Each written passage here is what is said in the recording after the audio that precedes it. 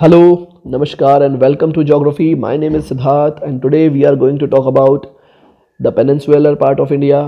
आज हम लोग प्रायद्वीपीय भारत के विषय में चर्चा करने जा रहे हैं। इसका मैं आपको बैकग्राउंड बता देता हूँ कि इससे पहले हम लोगों ने फिजियोग्राफिक डिवीज़न ऑफ इंडिया नाम का एक बड़ा टॉपिक स्टार्ट किया है, जिसमें द नदर्न प्लेन्स या उत्तर का विशाल मैदान और हिमालय पर्वत या उत्तरी पर्वतीय क्षेत्र को हमने पढ़ा है। और आज हम लोग पढ़ने जा रहे हैं प्रायद्वीपीय भारत।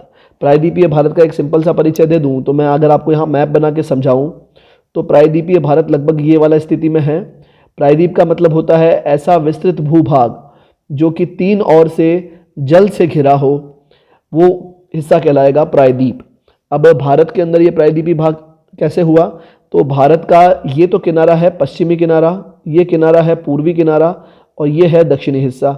पश्चिम में भारत अरब सागर से, पूर्व में बंगाल की खाड़ी और दक्षिण में हिंद महासागर से घिरा हुआ है ये क्षेत्र, इसलिए हम इसे प्रायद्वीप कहते हैं। सबसे पहले अगर हम इसकी चर्चा करें उससे पहले इसकी उत्पत्ति के विषय में बात करना उचित होगा। तो सबसे पहले बात है कि इसकी उत्पत्ति हुई कैसे। तो इसके विषय में वैगनर महोदय ने बताया था कि लगभग 200 बिलियन वर्ष पूर्व विश्व के सभी महाद्वीप एक साथ थे, जिसे हम लोग क्या कहते हैं, जिसे हम लोग कहते हैं पेंजिया, या इस पेंजिया को हम लोग सुपर कॉन्टिनेंट कहते हैं। और इस पेंजिया के चारों ओर जो वाटर बॉडी थी उसे कहा गया पेंथालासा। फिर लगभग 135 मिलियन वर्ष पूर्व इस पेंजिया के दो टुकड़े होते हैं, एक उत्तरी हिस्सा, एक दक्षिणी हिस्सा। उत्तरी वाला हिस्से में वर्तमान का उत्तरी अमेरिका, यूरोप और एशिया वाला भाग है।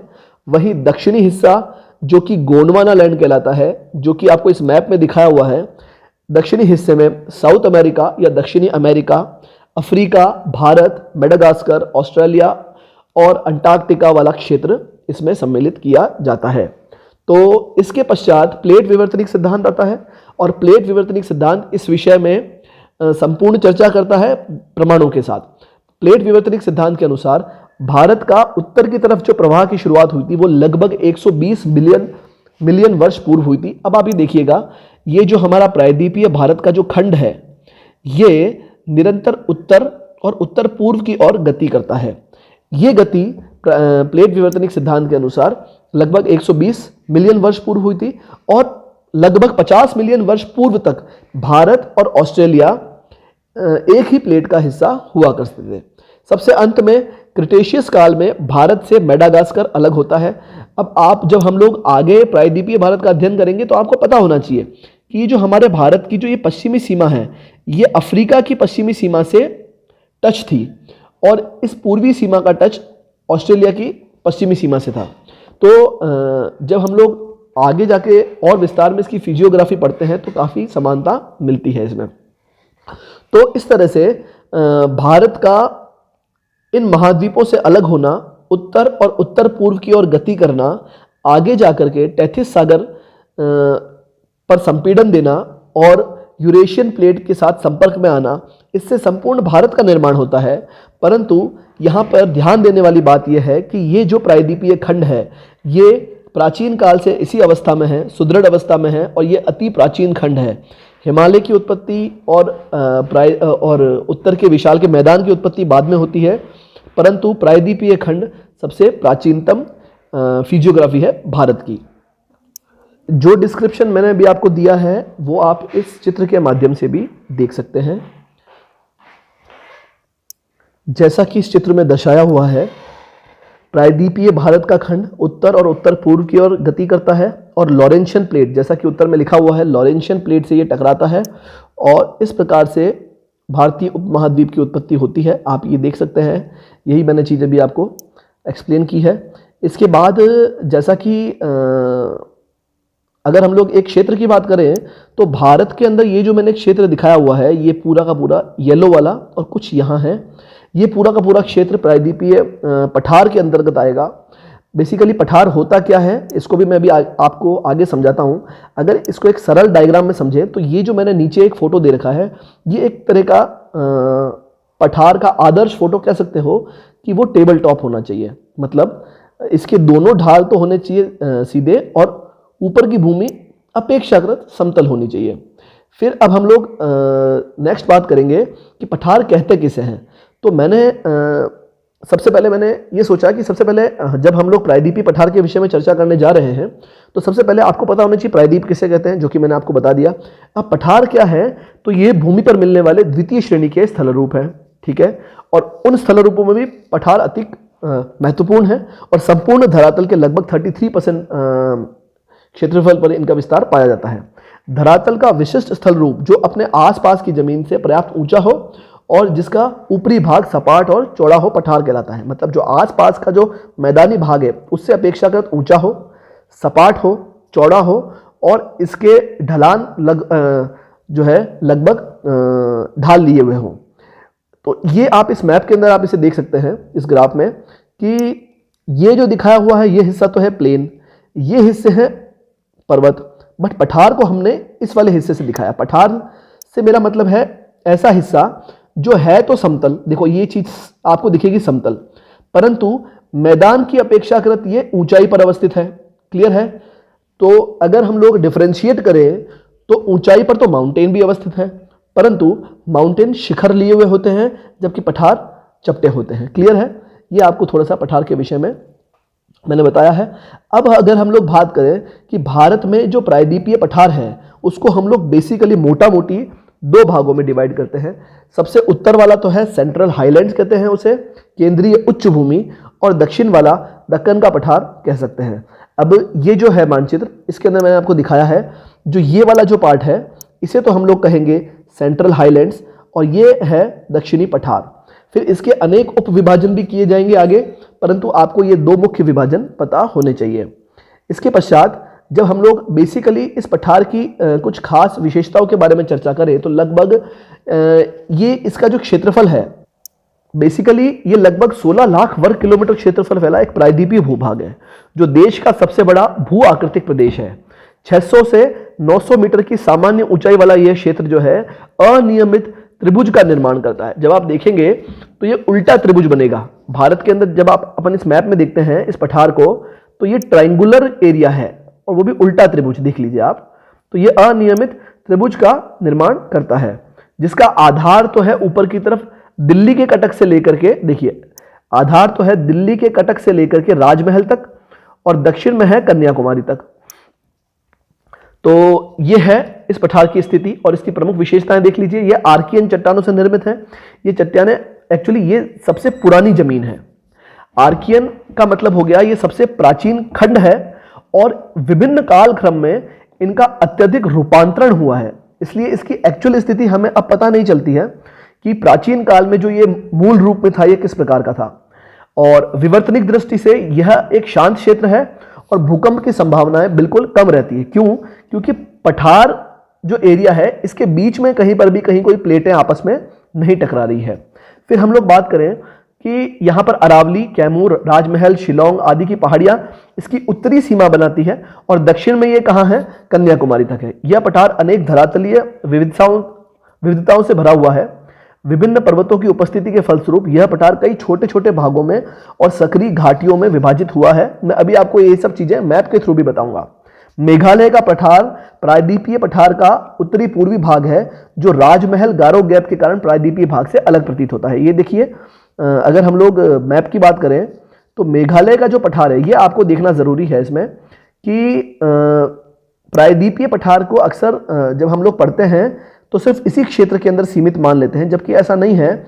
ये जो हिस्सा दिख रहा है आपको, जो मैंने ब्लू पेन से मार्क किया है, ये भी प्रायद्वीपीय पठार का ही भाग है, परंतु ये जो गैप आ गया है बीच में इसे कहते हैं राजमहल गारो गैप, जहां पर गंगा ब्रह्मपुत्र रिवर प्रवाहित होती है यहाँ पर। तो इस गैप के कारण ये पठार मेघालय के पठार से अलग होता है। फिर आगे जाकर के जब हम लोग मेघालय के पठार को विस्तृत रूप से पढ़ेंगे तो हम देखेंगे कि भाई उसके अंदर भी फिर बहुत सारी पर्वत श्रेणियां हैं और उसके भी बहुत सारे उप विभाजन करे जा सकते हैं। फिर हम लोग देखते हैं ऊंचाई। तो जैसा मैंने बताया 600 से 900 मीटर इसकी औसत ऊंचाई है और पश्चिमी क्षेत्र तीव्र ढाल का द्योतक है।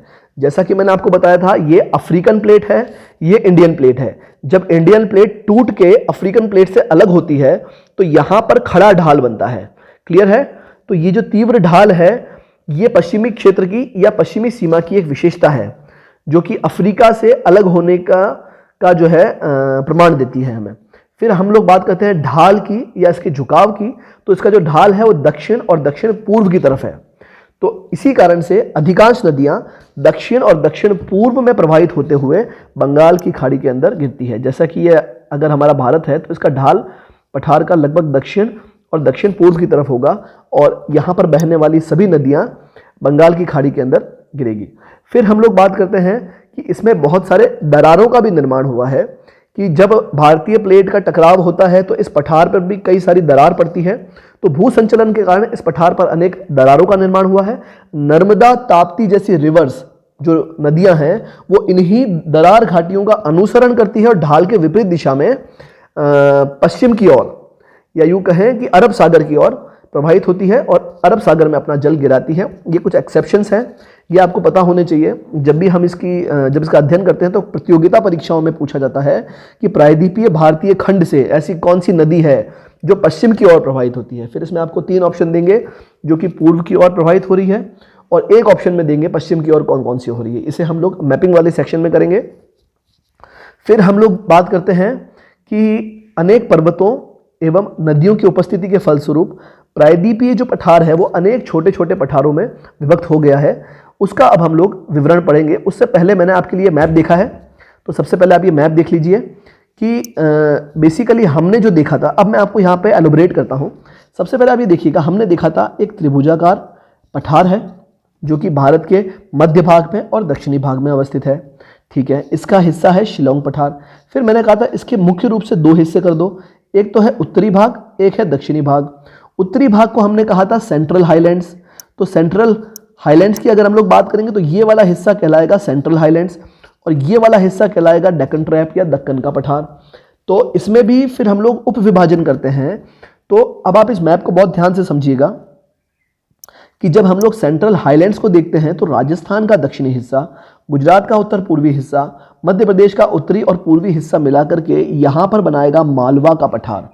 पूछा जा सकता है ऐसे कौन कौन से राज्य हैं जो मालवा के पठार से सीमा लगाते हैं, तो आपको पता होना चाहिए। फिर है बुंदेलखंड, उत्तरी मध्य प्रदेश और दक्षिणी उत्तर प्रदेश की सीमा से लगा हुआ बुंदेलखंड का पठार है। इसी के समीप है बघेलखंड का पठार। अच्छा, अब आपके लिए एक प्रश्न मैं छोड़ता हूं यहाँ पर, बुंदेलखंड के पठार को बघेलखंड के पठार से कौन सी भूभौतिक इकाई अलग करती है, ये अब आपको कमेंट सेक्शन में मुझे बताना है।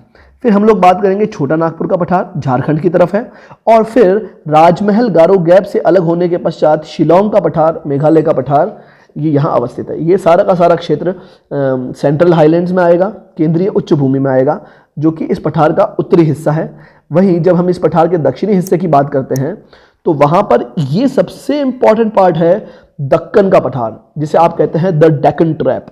और दक्कन के पठार के दक्षिण में है कर्नाटक का पठार और इसके पूर्व और दक्षिण पूर्व में स्थित है तेलंगाना का पठार। तो ये इसके सब डिविजन्स हो गए हैं। इसके विषय में हम लोग चर्चा भी करेंगे, मैप्स भी देखेंगे, फोटोग्राफ्स भी देखेंगे। तो सबसे पहले सेक्शन में हम लोग बात करेंगे दक्कन के पठार की। इसे हम लोग द डेक्कन ट्रैप भी कहते हैं या दक्कन का पठार कहते हैं। इसका निर्माण कैसे हुआ है, तो प्रायद्वीपीय धरातल पर दरारी उद्भेदन से कैसे हुआ है, दरारी उद्भेदन। अब ये क्या होता है, सबसे पहले आप ये देखिएगा, ये कोई धरातल है सबसे पहले, और इस धरातल में आप देखिए यहां पर अगर कोई दरार पड़ जाए और यहां से बेसाल्टिक लावा निकल करके और इस पूरे क्षेत्र में फैल जाए। फॉर एग्जांपल मान लीजिए ये कोई धरातल है और यहां से कोई दरार पड़ी और यहां से बेसाल्टिक लावा निकलता है और इस और धीरे धीरे धीरे धीरे जमता है। अब आप देखिएगा, सबसे पहले यहां जमेगा, फिर नीचे, फिर नीचे, फिर नीचे और फिर नीचे। इस सीढ़ी नुमा संरचना को कहते हैं ट्रैप, इसीलिए इसे बोलते हैं द डेक्कन ट्रैप या दक्कन ट्रैप। क्लियर है? ये क्यों कहा गया? क्योंकि इसका जमाव सीढ़ी नुमा है। मैंने आपको पहले भी बताया था इसका ढाल कहाँ है, दक्षिण और दक्षिण पूर्व की तरफ। अब अगर यहां पे कोई दरार पड़ेगा, ये देखिएगा आप, अगर यहां पर कोई दरार पड़ता है तो यहां से निकलने वाला बेसाल्टिक लावा वो कैसे कैसे जमेगा, धीरे धीरे नीचे की तरफ आएगा और एक ट्रैप का निर्माण करता है। इसे बोलते हैं द डेक्कन ट्रैप। तो बेसिकली ये क्रिया हुई थी क्रिटेशियस काल में और ये जो लावा कहलाएगा, ये कहलाएगा बेसाल्टिक लावा। मतलब अर्थात पृथ्वी के अभ्यंतर से 50 किलोमीटर की गहराई से जो उद्गार हुआ है वो बेसाल्टिक लावा का उद्गार हुआ है। क्लियर बात है? अब अगर हम लोग बात करें इसके कुछ फैक्चुअल डिटेल्स की, तो ये लगभग 5 लाख वर्ग किलोमीटर में फैला हुआ है और विभिन्न ज्वालामुखी क्रियाओं के फलस्वरूप इसका निर्माण हुआ है। लावा कैसा है? बेसाल्टिक। तो ये बेसाल्टिक पठार कहलाता है और इसके लावा की जो अधिकतम गहराई है वो लगभग 200 मीटर है, सॉरी 2000 मीटर है। तो अब मैं आपसे एक प्रश्न पूछता हूं, वो प्रश्न ये है कि ये 2000 मीटर लावा की जो गहराई है किस तरफ पाई जाएगी, पूर्व की ओर या पश्चिम की ओर? वीडियो को पॉज कीजिए और इसका उत्तर सोचिए। बेसिकली इस लावा की गहराई पाई जाएगी पश्चिम की ओर, क्योंकि दरारी उद्भेदन पश्चिम की ओर हुआ है। पहले लावा यहां जमा है, फिर इसके ऊपर जमा, फिर इसके ऊपर जमा, फिर एक ढाल बना करके फिर नीचे की ओर जमा। तो क्रमशः पश्चिम से पूर्व की तरफ लावा का जो गहराई है वो कम होती जाती है, पश्चिम में अधिकतम और पूर्व में न्यूनतम। यह प्रश्न प्रतियोगिता परीक्षाओं में पूछा गया है, नेट की परीक्षा में, यूपीएससी की परीक्षा में। आप इस तरह के प्रश्नों पे गौर कीजिएगा। ये कॉन्सेप्ट बनाते हैं आपके, ये लिखा हुआ है पश्चिम से पूर्व की ओर जाने पर लावा की गहराई कम होती है। और ये जो मैंने मैप दिया है ये है बेसिकली डेक्कन प्लेटू का मैप, दक्कन के पठार का नक्शा। जब दक्षिणी भारत का आप अध्ययन करेंगे तो महाराष्ट्र के अंदर जो पश्चिमी हिस्सा है यह है दक्कन का पठार। यहां पे कहीं इसका दरारी उद्भवन हुआ होगा और इस उद्भेदन से इस तरफ निरंतर लावा का प्रवाह होता गया होगा और यहां पर बना होगा कर्नाटक का पठार और यहां बना होगा तेलंगाना का पठार। क्लियर बात है? और कुछ उद्भेदन उत्तर की तरफ भी हुआ जो कि मालवा की तरफ भी काली मिट्टी के जमाव के रूप में हमें प्रतीत होता है। तो आपको दक्कन के पठार की स्थिति, एक्चुअल स्थिति और इसके ढलान वगैरह आपको पता होने चाहिए। फिर हम लोग बात करते हैं तेलंगाना का पठार की। तो गोदावरी नदी द्वारा यह पठार 2 भागों में विभाजित है। उत्तरी भाग तो होगा पहाड़ी और वन आच्छादित क्षेत्र और दक्षिणी भाग में रोलिंग प्लेन्स या उर्मिल मैदान पाए जाते हैं जो कि तालाबों के लिए आदर्श होते हैं। और इस मैप में मैंने आपको दिखाया है कि तेलंगाना का पठार की एक्चुअल स्थिति क्या है। यह है आपका तेलंगाना पठार। आगे देखेंगे यहां पर आपको मिलेगा कौन सा पठार? कर्नाटका का पठार। और यह हिस्सा है आपका डेक्कन ट्रैप या दक्कन के पठार का हिस्सा। आगे हम लोग अध्ययन करते हैं कर्नाटक का पठार। जैसा कि मैंने अभी आपको मैप में दिखाई दिया, 600 मीटर की ऊंचाई की समोच्च रेखा इस पठार को 2 भागों में बांटती है। उत्तरी भाग तो कृष्णा नदी, तुंगभद्रा नदी ये प्रवाहित होती है, जबकि दक्षिणी भाग में को मैसूर का पठार भी कहते हैं। ये देखिएगा आप, जब हम लोग इस कर्नाटक के पठार को 2 भागों में बांटेंगे, इसके दक्षिण वाले भाग को आप लोग कहेंगे मैसूर का पठार।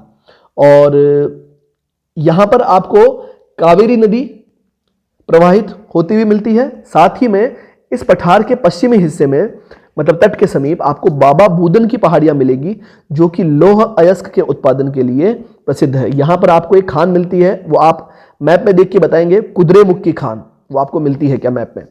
फिर आप देखिएगा मेघालय का पठार। जब हमने इस चैप्टर की शुरुआत करी है उसी समय मैंने आपको इसके बारे में स्पष्ट कर दिया कि यह प्रायद्वीपीय पठार का ही एक भाग है। जैसा कि यहाँ हमारा प्रायद्वीपीय पठार है और राजमहल गारो गैप से अलग होने के बाद ये आपको रेड वाले एरिया में मेघालय का पठार मिलता है। और चूंकि आप देखें यहाँ पर आपको छोटा नागपुर का पठार है और ये इसी से अलग हुआ है, तो दोनों की चट्टानें लगभग समान है। ठीक है।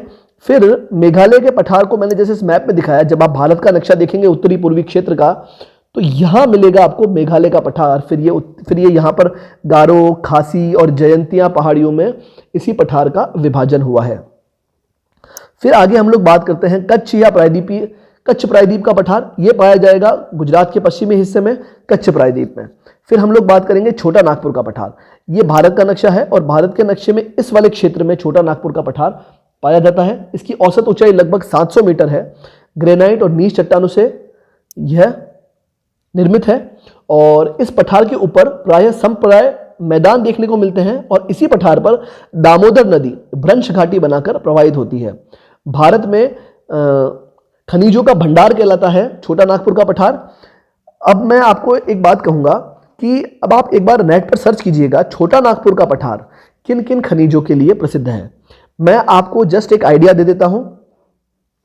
बेसाल्ट, लोहा और कॉपर, ये वो खनिज हैं जो छोटा नागपुर के पठार में एक्सेस में मिलते हैं। अब आप देखिएगा उत्तर में कौन सा मिलता है, मध्य में कौन सा मिलता है, दक्षिण में कौन सा मिलता है और क्या वहां पर कोई प्रसिद्ध खाने हैं, ये आप मैप में देखिएगा। जितना आप मैप का अध्ययन करेंगे उतना ज्यादा आप इन सब चीजों में पारंगत होते जाएंगे। आपको पता होगा किस चीज की लोकेशन क्या है। मालवा का पठार, मालवा के पठार के बारे में मैंने आपको चर्चा की थी, राजस्थान के दक्षिण पूर्वी हिस्से में और मध्य प्रदेश और गुजरात से सीमा लगाता हुआ यह पठार है। यह बेसिकली काली मिट्टी से निर्मित संप्राय मैदान है। और ये काली मिट्टी यहां कैसे आई, मैंने आपको बताया दक्कन के पठार या दक्कन के दरारी उद्भेदन से जो लावा प्रवाहित हुआ उत्तर की तरफ, वो लावा मालवा के पठार तक विस्तृत है और इसका क्षेत्रफल लगभग 1.5 लाख वर्ग किलोमीटर है। इसका ढलान गंगा की घाटी की ओर है। कहां पर, इसका ढलान उत्तर की तरफ है, इसलिए इससे बहने वाली सारी नदियां उत्तर की तरफ जाकर के गंगा में मिलती है। क्लियर है बात, जैसे बेतवा, केन, चंबल आदि। और यहां पर कहीं कहीं चपटी पहाड़ियां स्थित है और कहीं कहीं यहां पर उर्मिल मैदान पाए जाते हैं। फिर हम लोग बात करते हैं बुंदेलखंड का पठार। चैप्टर के स्टार्टिंग में मैंने आपको परिचय दे दिया था, उत्तर प्रदेश के दक्षिण में और मध्य प्रदेश के उत्तरी भाग में, जैसा कि इस नक्शे में दिखा रखा है। यह पठार जो है ये कहलाता है बुंदेलखंड का पठार। यह प्राचीन रवेदार आग्नेय चट्टानों और कायांतरित चट्टानों से निर्मित है, जिसे स्थानीय भाषा में कहते हैं बुंदेलखंड नीस। क्लियर बात है। यहां पर चंबल और यमुना नदियों द्वारा बड़े बड़े गड्ढों का निर्माण किया गया है। क्लियर बात है। फिर आगे चलते हैं, आप देखेंगे कि यहां पर तो आपको मिला, मैप में देखिएगा, यहां पर तो आपको मिलता है बुंदेलखंड का पठार और बुंदेलखंड के पठार से सीमा लगाता हुआ आपको यहां मिलेगा बघेलखंड का पठार। क्लियर बात है। मैंने आपसे चैप्टर के स्टार्टिंग में क्वेश्चन पूछा था कि ऐसी कौन सी फिजियोग्राफी है जो बुंदेलखंड के पठार को बघेलखंड के पठार से अलग करती है। ये आप एटलस में देख के मुझे बताएंगे। बघेलखंड का पठार मुख्य रूप से बलुआ पत्थर, चूना पत्थर और ग्रेनाइट से निर्मित है। उत्तर में इसके सोनपुर की पहाड़ियां हैं और दक्षिण में रामगढ़ की पहाड़ियां हैं। और इस बघेलखंड के पठार के दक्षिण में लगभग छत्तीसगढ़ के जो आप राजनीतिक नक्शा देखेंगे छत्तीसगढ़ का, उसी के दक्षिण में आपको एक और अत्यंत उबड़ खाबड़ पठार मिलेगा जिसे बोलते हैं दंडकारण्य का पठार। आप लोग मैप देखते रहिएगा। ये सारे के सारे पठार जो हमारे प्रायद्वीपीय पठार के उप विभाग हैं, मैंने इसके बारे में भी आपसे चर्चा की है। एक शॉर्ट चर्चा के अंदर मैंने आपको सारी चीजें बताई हैं। ये बहुत ही इंपॉर्टेंट है, प्रतियोगिता परीक्षाओं में इनमें से प्रश्न बैठते हैं और इसमें से कई सारे कॉन्सेप्चुअल प्रश्न, जैसा कि मैंने आपको डेक्कन ट्रैप की गहराई के बारे में बताया, ट्रैप कैसे बनता है वो बताया, ट्रैप क्यों बना और इसका ढलान किस ओर है, कहां पर इसकी गहराई अधिक होगी और कहां धीरे धीरे गहराई कम होती जाएगी, ये मैंने आपको बता दिया। आपको पता होना चाहिए कौन सा पठार किस राज्य से सीमा लगा रहा है। बुंदेलखंड का पठार, बघेलखंड का पठार, मालवा का पठार, छोटा नागपुर का पठार, दंडकारण्य का पठार, तेलंगाना पठार, कर्नाटक पठार, शिलोंग पठार, दक्कन का पठार, इन सभी जो उप विभागों के बारे में आप एक विस्तृत हम लोगों ने चर्चा की है। अब आप इसे मैप के अंदर देखिएगा। मिलते हैं अगले वीडियो में। अगले वीडियो में हम लोग पढ़ने जाएंगे प्रायद्वीपीय पठार की विभिन्न पर्वतों के बारे में। Thank you very much.